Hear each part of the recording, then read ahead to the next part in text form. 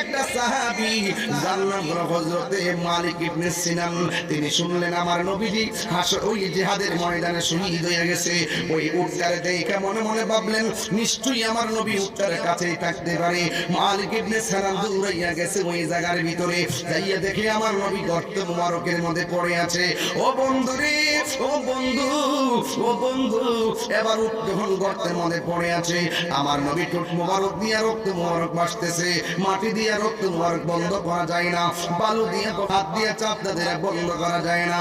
ওই মুহূর্তে ওই মালিক ইবনে সিনান নিজের জিহ্বাটার নবীর দন্ত মুবারকের গোড়ার মধ্যে লাগাইয়া এদিকে জেলে ড্রেন দিয়া পানি নেয়, ঠিক এমন ভাবে জিহ্বাটার ড্রেন বানিয়ে দিছে। যত রক্ত মুবারক বের হয়েছে জিহ্বার ড্রেন দিয়া মালিক ইবনে সিনানের পেটের ভিতরে আমার নবীর রক্ত মুবারক চলে গেছে।